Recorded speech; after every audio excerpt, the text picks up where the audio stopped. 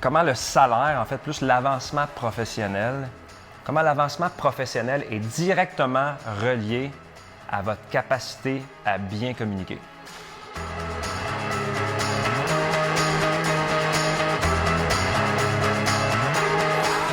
Bonjour, je m'appelle Gabriel Laflamme, je suis courtier immobilier, mais je suis avant tout un passionné d'entrepreneurship depuis que je suis tout petit. Puis la raison pour laquelle j'ai parti ce podcast-là, c'est parce que je voulais m'adresser à tous ceux et celles qui ont peut-être une business existante ou qui pensent en partir une ou qui sont de près ou de loin intéressés par l'entrepreneurship.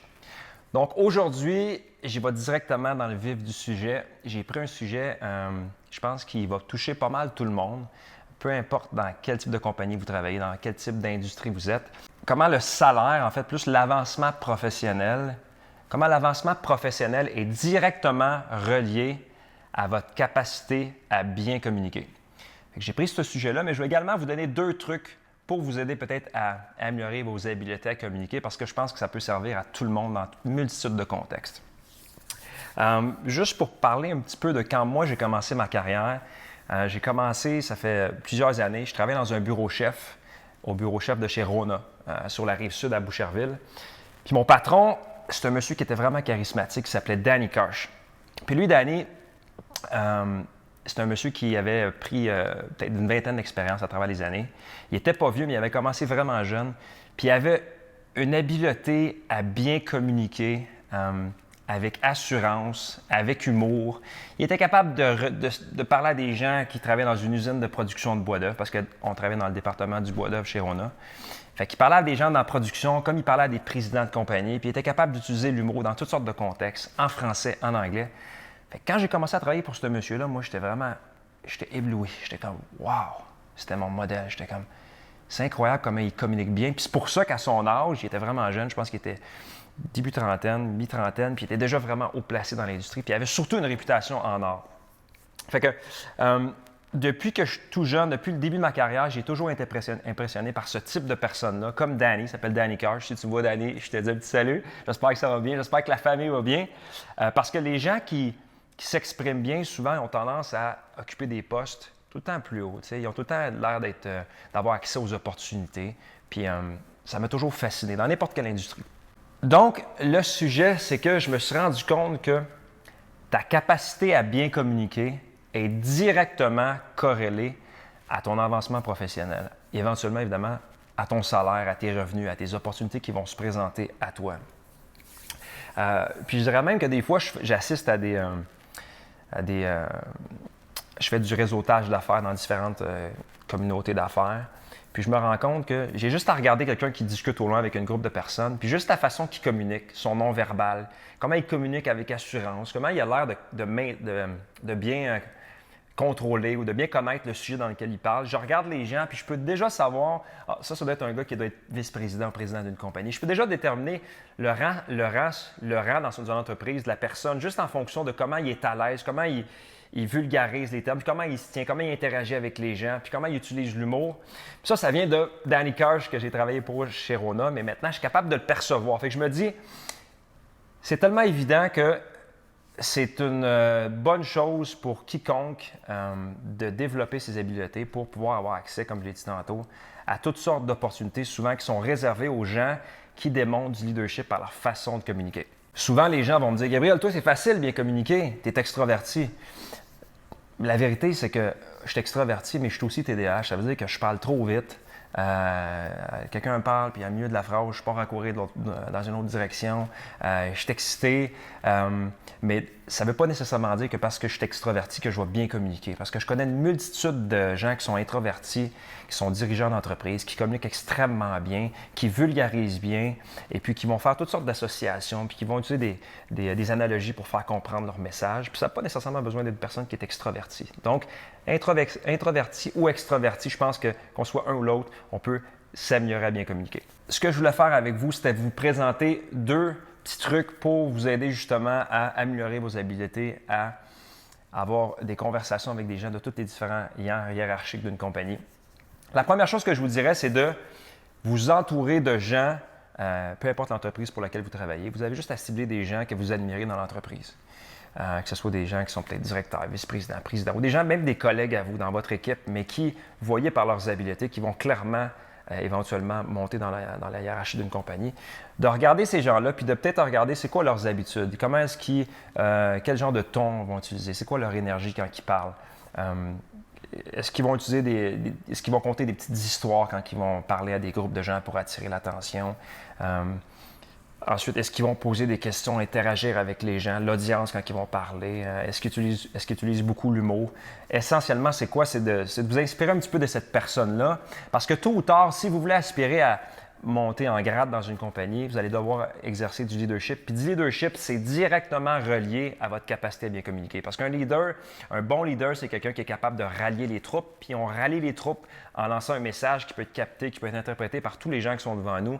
Puis pour réussir à attirer leur attention, bien, il faut avoir, c'est un don, mais c'est aussi, ça se pratique, ça se développe. Donc, dans votre entreprise, collez-vous à quelqu'un qui, justement, vous admirez, qui clairement a des habiletés qui sont plus développées que la moyenne des gens, puis inspirez-vous de cette personne-là. Moi, ce que je faisais, c'est que quand j'ai commencé chez Remax, je savais vraiment pas comment parler. J'étais insécure, je cherchais mes mots, je bégayais, je regardais à la terre, j'avais mes moites. J'avais aucune aptitude à communiquer en immobilier parce que c'était tout nouveau. Fait que ce que j'ai fait, je suivais un coaching en immobilier et puis une des personnes qui était coachée comme moi, qui était la star, le meilleur, s'appelle Benoît Kedzierski, que je salue. Encore une fois, salut Benoît, j'espère que ça va bien. J'espère que ta famille va bien. Lui, c'était comme le plus performant de la gang. Fait que je m'en vais le voir, je dis Benoît, écoute, je peux-tu venir t'assister dans ton bureau? Je vais m'asseoir dans ton bureau un matin ou deux, je vais juste t'écouter, je vais prendre des notes, je vais t'enregistrer parce que tu sais, je veux m'inspirer de ton succès pour être capable de répliquer comment tu parles, comment tu interagis, comment tu poses des questions, qu'est-ce que tu dis aux clients, parce que moi, j'avais aucune idée comment parler avec assurance.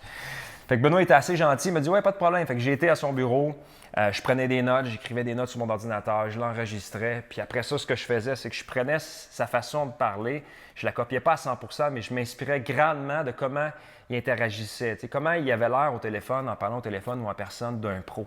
Je le regardais, je dis wow, il a vraiment l'air d'un professionnel alors que moi, j'ai l'air d'un débutant, puis j'aspire à devenir comme lui. Fait que je l'écoutais. Puis à chaque année, je dirais là, 1 ou 2 fois par année, je ciblais un autre courtier dans mon domaine, puisque je suis courtier immobilier chez Remax. J'allais prendre un courtier chez Remax, je m'assois dans son bureau, je prenais des notes, je l'écoutais. Puis tout ça dans un seul but, c'est de m'améliorer à pouvoir converser avec différentes personnes sur différents sujets, comment je pouvais prospecter des nouveaux clients, comment je pouvais poser des questions qui sont difficiles à poser, comment j'améliorais mes habiletés à négocier. Et puis tout ça faisait en sorte qu'en m'inspirant de Benoît, bien, clairement, je pouvais moi-même améliorer mes aptitudes. Fait que la morale de l'histoire, prenez une personne dans votre compagnie, dans votre entourage, inspirez-vous de cette personne-là, faites un petit peu de copier-coller en ajoutant votre propre style, puis clairement, c'est sûr que ça va vous donner un avantage compétitif, ça va vous aider à progresser plus rapidement. Maintenant, un autre petit truc super facile, il y a un organisme qui s'appelle Toastmasters qui a pratiquement 100 ans, en tout cas plus de 80 ans. Toastmasters, c'est quoi? C'est un regroupement de gens qui se regroupent à chaque semaine, chaque 2 semaines, dans le seul but de se pratiquer à communiquer, à mieux communiquer. C'est partout dans le monde, donc peu importe la ville où vous êtes, vous regardez sur Google Toastmasters dans le nom de votre ville, vous allez avoir un groupe qui se réunit 1 fois par semaine, 1 fois par 2 semaines pendant 2 heures. Pour assister à Toastmasters, ça coûte seulement environ 100 à 200 $ par année. Donc, faites le calcul. C'est le fun d'écouter peut-être Games of Thrones sur Netflix, mais allez passer un petit 2 heures par semaine ou 2 semaines pour améliorer votre carrière. C'est clair que c'est un bon investissement. Contrairement à l'université qui coûte des milliers, Toastmasters, 200 par année, c'est rien. Puis la beauté, c'est que c'est des gens de tous les horizons, de tous les métiers, de toutes les professions, des introvertis, des extrovertis, du monde qui sont professionnels, du monde qui sont débutants. Puis le seul objectif, c'est de développer ces habiletés dans différents scénarios, c'est-à-dire comment est-ce qu'on fait de l'improvisation, comment est-ce qu'on donne un discours structuré, comment est-ce qu'on raconte une histoire pour que les gens dans l'audience soient captivés, écoutent puis soient intéressés à ce qu'on dit, comment est-ce qu'on donne des rétroactions, ou plutôt du feedback à quelqu'un qui donne un discours sans vexer la personne, comment est-ce qu'on garde une approche positive quand on fait une critique sans décourager la personne qui vient de faire le discours, comment est-ce qu'on anime une soirée, toutes sortes de choses, comment est-ce qu'on utilise l'humour. Fait que c'est toutes sortes de choses qu'on peut travailler. Puis la beauté, c'est que les gens qui sont là sont juste là dans un seul but, vous aider à développer une aisance, à vous donner des commentaires constructifs. Puis moi, je fais partie de ce groupe-là à Laval. Et puis ça m'aide beaucoup parce que moi, mes faiblesses, je parle trop vite, je suis excité. Mon professeur à l'université m'a dit que j'étais théâtral. Donc moi, il faut que je me calme, je m'apaise, j'utilise un vocabulaire qui est plus varié, des synonymes.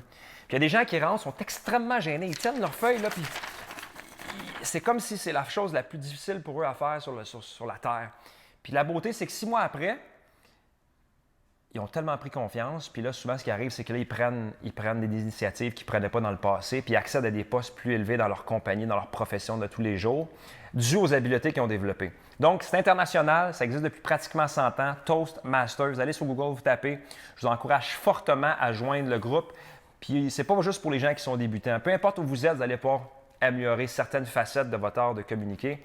Et puis, si jamais vous êtes stressé, vous ne savez pas par où commencer, contactez-moi, envoyez-moi un petit message. Vous viendrez à celui que j'assiste à chaque semaine les mercredis à 19h. C'est gratuit les 2 premières rencontres. Puis c'est clairement un bon outil que vous pouvez rajouter dans votre boîte à outils. Donc, essentiellement aujourd'hui, ce que je voulais faire avec vous, je voulais juste clairement démontrer comment l'art de bien communiquer est directement corrélé ou relié à votre avancement professionnel et ultimement à votre salaire. Combien de sous vont rentrer dans vos poches si vous accédez à des postes qui sont plus intéressants? C'est sûr que si vous êtes content, c'est correct, mais bien communiquer, ça peut être aussi pratique dans toutes différentes sphères de votre vie. Puis je vous ai donné 2 conseils pour améliorer vos habiletés. Le premier, c'est de vous entourer de gens qui ont maîtrisé l'art oratoire, que vous admirez de la façon qu'ils communiquent, puis vous inspirer de comment ils communiquent pour peut-être prendre certains trucs de ces personnes-là. Puis le deuxième conseil que je vous ai donné, c'est de peut-être assister puis de participer à des rencontres de Toastmasters qui sont partout à travers le monde. Ce qui est le fun, c'est que vous allez être un voyage en France, comme je m'apprête à faire dans une couple de semaines, puis assister au groupe Toastmasters en France. C'est international, puis le seul but, c'est de vous aider à vous améliorer, de développer un langage professionnel varié. Puis je pense que c'est un outil incroyable. Donc, sur ce, je vous souhaite une bonne semaine. Vous pouvez trouver le podcast sur toutes les différentes plateformes de podcast. Puis si vous avez aimé, parlez-en à vos amis. J'espère que ça va les aider. Bonne journée.